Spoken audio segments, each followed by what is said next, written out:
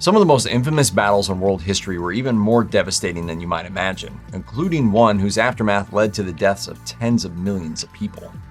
The 100 Years' War didn't run constantly for the whole 116 years between 1337 and 1453, but when the fighting was running hot between England and France, the conflict could be truly savage. In 1415, Henry V of England had invaded France again, hoping to take advantage of the mental illness of its king Charles VI. That's really for another video, but old Chucky VI had a lot of issues. Anyway, weakened by a longer than expected siege, Henry's army was headed back to England to regroup when it was caught by a French force near the village of Agincourt. The French significantly outnumbered the English, and what forces the English had were also woozy from an outbreak of future Oregon Trail superstar dysentery. The English positioned themselves in a narrow field, planted sharp sticks to slow charges, and according to some accounts, removed their trousers so as to not be interrupted by having to lower them for the dysentery. The half-naked diarrhea archers absolutely obliterated the French forces, who were wedged between the woods that lined the battlefield, making them easy targets. Later waves of French forces were also slowed down by piles of their own dead. It was a famous English victory made even more famous by Shakespeare. We few, we happy few, we band of brothers. The victory ultimately meant that in 1420, Henry V was made heir to the French crown. The Wheel of Fortune kept turning, though, as Henry V died in 1422 from dysentery. Everyone remembers the famous picture of the Marines raising the stars and stripes over Iwo Jima, but fewer actually recall just how bloody the battle for the island was. Iwo Jima is tiny at only about 8 square miles, a little more than a third of Manhattan. However, in early 1945, its 3 airfields meant it was just about close enough to Tokyo to allow American bombers to attack the Japanese capital. If the United States took Iwo Jima, it would truly have a dagger pointed at the empire's throat, and the Japanese knew it. Around 70,000 Marines landed on the island in February 1945, along with naval engineers to provide support. But even this massive complement of men needed 5 weeks and reinforcements to evict the Japanese forces, and that's after a 3-day artillery barrage intended to crack Japanese resistance. Unfortunately for the American invaders, the Japanese defenders had honeycombed the island with tunnels and underground fortifications. They were also able to make use of the craters the initial bombardment had pocked into the island's surface. Some of these overlooked the sandy beaches on which the Marines needed to land, allowing the Japanese to pelt the amphibious assault. The ensuing fighting killed nearly all of the 21,000 Japanese defenders, along with some 7,000 Americans. They were just coming down somewhere all the time. Sometimes real heavy, maybe they let up a little, then down they would come. The ground shook like it had an earthquake. In early 1862, there was still hope that the U.S. Civil War might end quickly. The Union was having early successes in Tennessee, and General Ulysses S. Grant wanted to press his advantage to disrupt Confederate operations in northern Mississippi. He had his eye on the rail nexus at Corinth, but while Grant waited for reinforcements from Nashville, Confederate General Albert Sidney Johnston advanced from Corinth to prevent the Union forces from meeting and moving south. On April 6, the Confederates were able to surprise the Union forces as they temporarily camped near a little church called Shiloh. The Confederates forced the Union troops to take up the defense and cleared them from some southern areas of the battlefields. Things changed suddenly. Johnston bled to death from a lucky shot to an artery in his leg. His successor, P.G.T. Beauregard, in a classic Civil War blunder, declared victory before the battle was even over. But to his enormous chagrin, the Union reinforcements from Nashville arrived that night. The massive Union army attacked first thing the following morning, enjoying support from boats on the Tennessee River that were able to fire cannons at the overconfident Confederates. Beauregard eventually retreated back toward Corinth. The Southern Army had inflicted more casualties than it took, but the smaller force could afford to lose fewer men. Later that spring, Beauregard would have to abandon Corinth to Union forces. All told, the combined damage to both armies at Shiloh was nearly 24,000 dead, wounded, or captured. Shiloh was the indicator that this would be no quick and clean war. Our country woke up to the reality of what it had signed up for. For sheer hard-to-believe numbers, no conflict beats the Western Front of World War II. The unstoppable force of the German invasion met the immovable object of the Soviet resistance, and both sides ran up their totals in every grim metric one could imagine. Among the most jaw-dropping sub-clashes was the ferocious Battle of Kursk of summer 1943, in which over 2 million fighters clashed on the plains of western Russia over a front over 100 miles long. As a little background, the Axis had failed to take Stalingrad and had been forced into a retreat, while the Soviets were pursuing them, anxious to prevent any Nazi attempt to finish what they started. The Soviet lines began to bulge outward, which the Germans incorrectly saw as an opportunity. Hitler was determined to deliver the coup de grace. This is what it was to be. It was to be the largest armored operations in world history. In fact, the Soviets had made a tactical retreat, massing their forces behind landmines and other anti-tank weapons. The Germans were bogged down while the delighted Soviets counterattacked. 500,000 German troops were killed, injured, or captured, and Kursk was the last serious offensive attempt Germany was able to make in the east. Kursk was as bad a reversal for the Axis on the Russian front as the Normandy landings were in the west. By November, the Soviets had recaptured Kyiv, and in another 18 months, they were in Berlin. The Crusades were a series of wars for about 200 years, give or take. The reason there were so many of them was because the Christians had a tough time holding on to those holy lands. In one case, the Crusader states were clinging to the Levantine coast. With their undermanned armies, they were always going to be vulnerable to being conquered by a well-provisioned force. Enter Saladin, an Egyptian who had unified much of the Muslim Eastern Mediterranean under his control. By 1187, he was ready to try to pull the irritating Christian thorns from his flank. His army wasn't enormously bigger than the Crusader forces, but included far more cavalry. Additionally, the Crusader states had no real reserve to draw on, whereas Saladin might be able to raise reinforcements from his vast lands. The two armies met in Galilee, now in northern Israel. Galilee is green and fertile by Middle Eastern standards, but the Christian force ran out of water on its way to try to dislodge Saladin's forces from a siege. Saladin scattered the thirsty men with volleys of arrows and with smoky fires, forcing them to regroup on a small extinct volcano called the Horns of Hattin. They ultimately put up no serious threat to Saladin's forces, which followed them onto the Horns of Hattin and quickly completed their victory. With his Crusader army broken, Saladin was able to retake Jerusalem later in 1187. The Crusader states would limp on for another century, but the end was in sight. The Wars of the Roses can be maddening to figure out. Everyone is related, everyone was winning or losing at some point, and the wars flared on and off for 30 years. Too many people wanted to be King of England, and a few of them had an actual point. So the only way to resolve the issue was decades of intermittent bloodshed from 1455 to 1487. The Battle of Towton might have been the most excruciating single day of the whole bloody business. It was a miserable day in March 1461, windy, sleeting, and snowing, when as many as 60,000 men gathered on a field in Yorkshire, which was roughly 10% of all fighting-age men in the whole of England and Wales. The befuddled Henry VI, supported by his ferocious wife Margaret of Anjou, faced off against the teenage upstart Duke of York, who was his cousin Richard. Both sides were instructed to take no prisoners, and so when the forces of King Henry and Margaret broke, they were slaughtered in the thousands. An estimated 28,000 people died at Towton, with the defeated royal family bolting to temporary exile in Scotland. This led directly to Edward IV taking the crown as King of England. This one you might not be familiar with, but it's a lesson in translation. The Treaty of Waitangi was signed in 1840 between a number of Maori tribes and the British Crown, but significant differences in English and Maori texts meant that the two parties expected very different outcomes from the signing. There are two copies of the treaty, one in English and one in Te Reo Māori, the language spoken by Indigenous Māori, and they don't exactly say the same thing. That led to the decades-long New Zealand Wars, when British forces opened up much of the islands for settlement in the face of ferocious Maori resistance. The western North Island was a center of resistance, but supplies and reinforcements were coming in from the broad, fertile Bay of Plenty in the island's north. To cut this flow, the British needed to capture Gate Pa, a traditional Maori fort. The British trained their guns on the fort and tried to blow it to smithereens, but didn't realize what they were up against. The fort's designer had seen field guns in action and built the fort to resist them, with bunkers and separate redoubts, so not all was lost if one was breached. After a horrific but clumsy bombardment of 8 hours, there was no motion from within the fort. The British charged, only to find that the Maori defenders had almost all survived and were calmly waiting. Close quarters fighting in the fortifications efficiently killed or injured most of the British officers, and the British invaders were forced into an embarrassing retreat, even abandoning some of their dying fellows. By 1813, the once invincible Napoleon was finally on the defensive. With his fabled invasion of Russia already identified as a debacle for the ages, and his occupation of Spain and Portugal hemorrhaging resources, Napoleon needed to think of something to stop the Russian-Prussian alliance from rolling through Central Europe. Naturally, he raised a new army and invaded Germany again.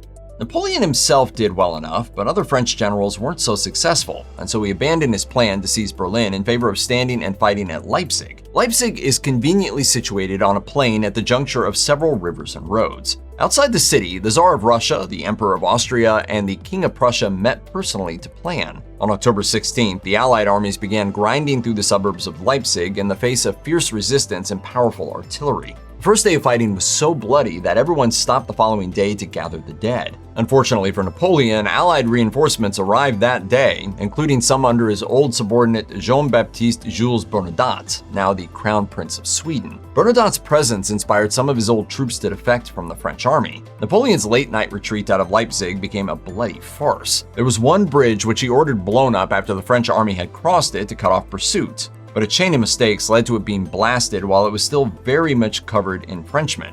One of Napoleon's generals drowned trying to swim out of the city, and 30,000 French soldiers were captured.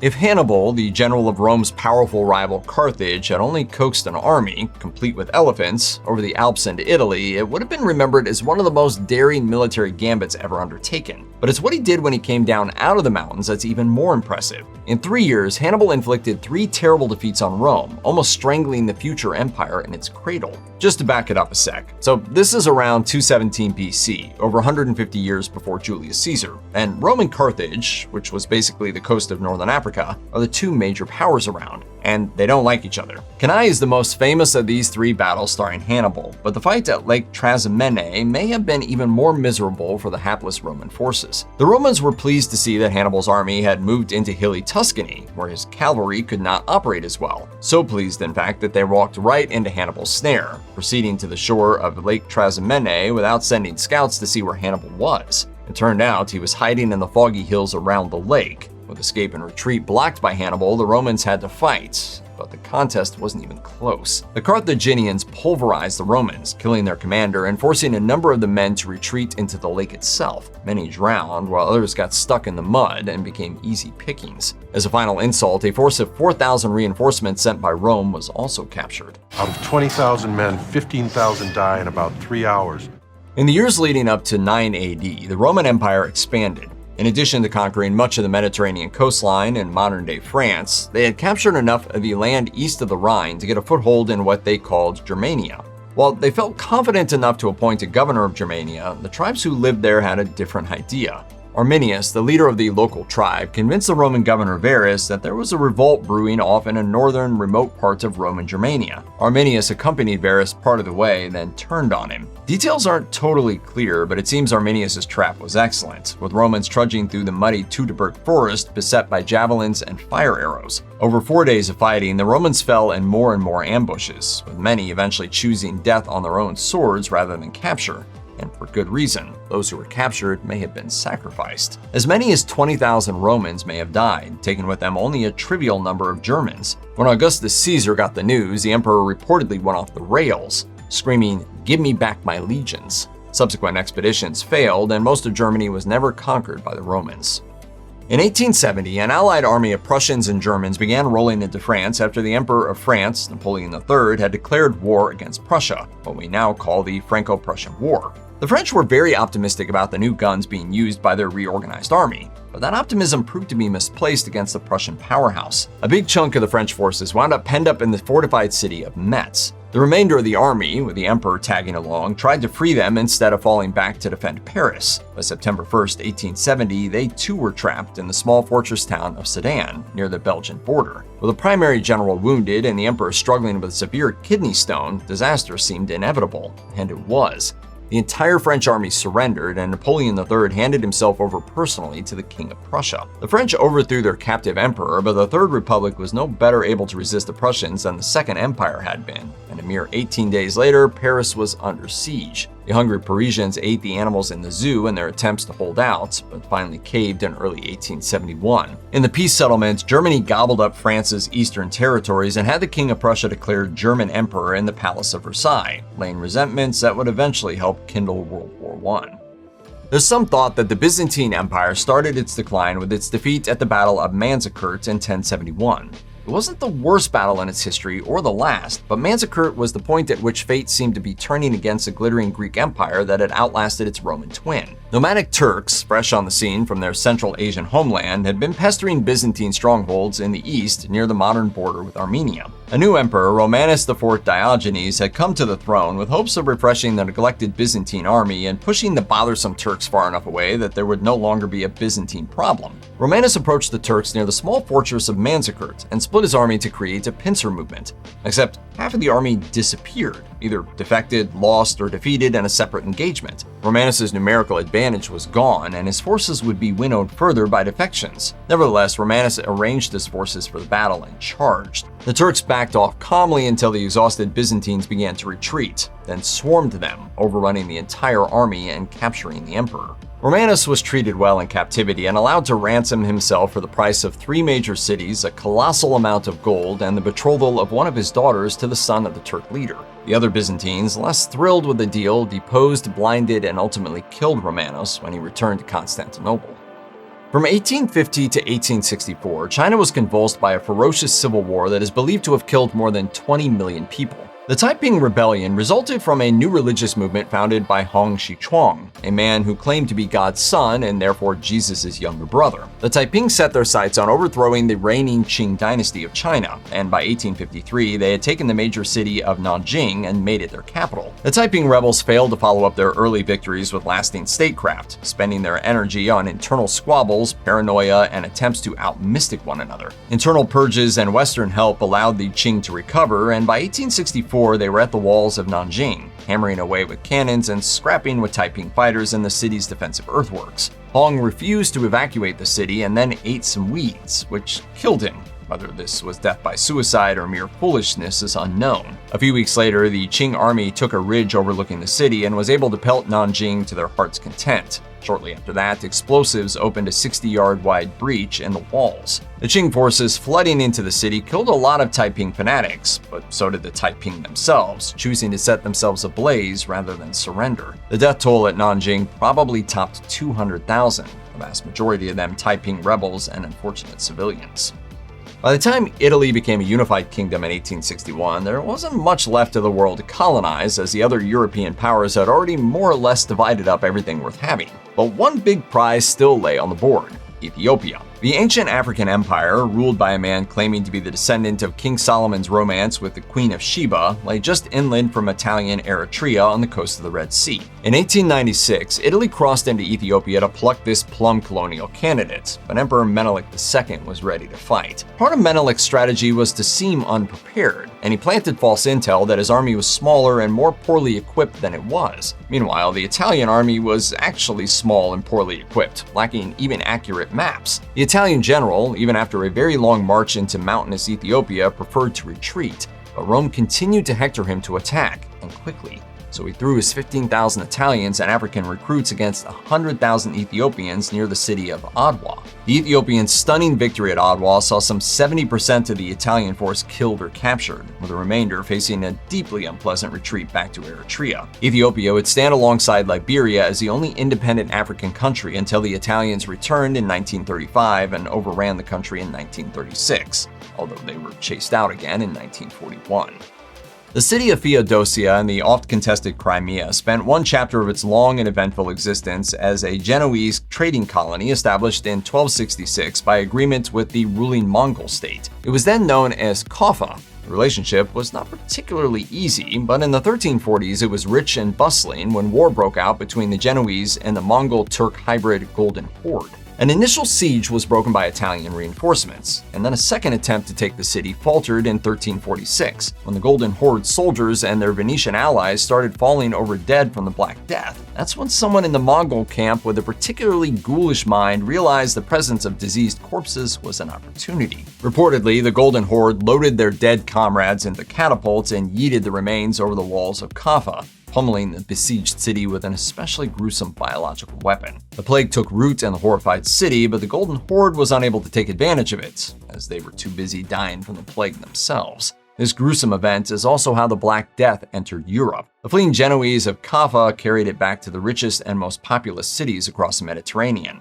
from which it rippled across Europe in the following years. For the inhabitants of Kaffa, one small comfort may have been that the Golden Horde gave up on taking the city, and it stayed in the hands of the Genoese survivors until 1475. In 480 BC, the smart money was on Persia to overrun Greece. Greek defenders had made a noble stand at Thermopylae, but nobility does not win wars. Heavily armed men do, and Persia simply had many more of them than Greece did. Many of these men were also on boats, which meant that Persia could attack anywhere in Greece. So when the Persian fleet sailed to confront the smaller Greek navy in the cramped little harbor at Salamis, it seemed like this was going to be the end for Greece. Persia's King Xerxes even had his throne placed with a view of the action for gloating purposes, but he was very, very disappointed. A fake retreat drew the large but unwieldy Persian ships deep into the harbor, and the Greeks then turned and pounced. The smaller Greek ships could maneuver better in the tight quarters and strike the Persians with their bronze rams. The Persian navy quickly crumbled, with the allied Queen Artemisia only escaping by crunching her ram through an allied ship that was in her way. Xerxes exclaimed, "My men have become women, and my women men." Xerxes lost 200 ships out of an estimated 200, and his army and navy would each be obliterated the next year. The Greeks had outfoxed the mighty Persians, saving their land.